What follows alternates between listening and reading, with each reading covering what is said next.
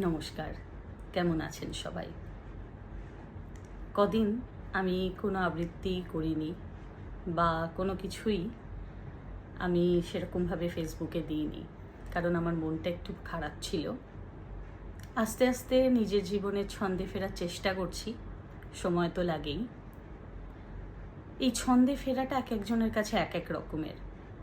যেহেতু বাড়ির থেকে দূরে থাকি, আমার কাছে ছন্দে ফেরাটা বা কোপিং মেকানিজম যেটাই আপনারা বলেন না কেন, সেটা হচ্ছে এই রিসাইটেশন করা, একটু ভালো গান শোনা, গল্পের বই পড়া, কাজ করা, এটাই।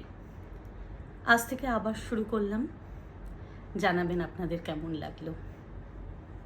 আজকে যে কবিতাটা আবৃত্তি করব সেটা সুকান্ত ভট্টাচার্যের লেখা ছাড়পত্র।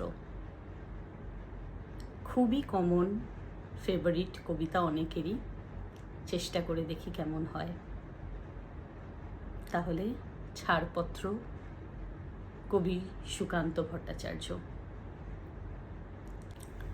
যে শিশু ভূমিষ্ঠ হলো আজ রাত্রে, তার মুখে খবর পেলুম সে পেয়েছে ছাড়পত্র এক। নতুন বিশ্বের দ্বারে তাই ব্যক্ত করে অধিকার।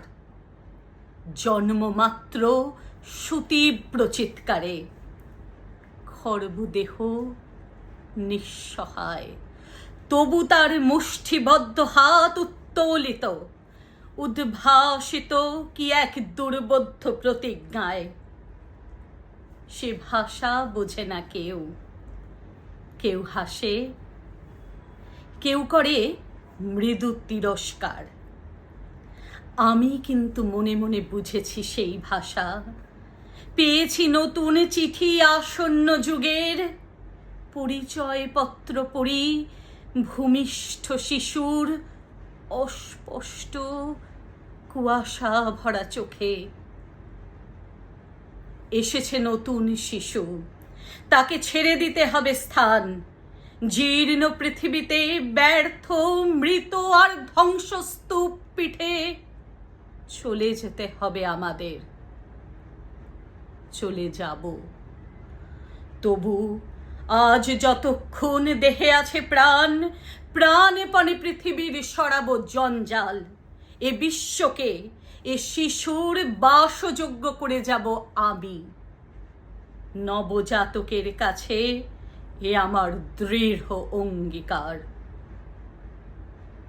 অবশেষে সব কাজ সেরে আমার দেহের রক্তে নতুন শিশুকে করে যাব আশীর্বাদ। তারপর হব ইতিহাস। কেমন লাগলো জানাতে ভুলবেন না। সবাই খুব ভালো থাকবেন। অনেক ধন্যবাদ।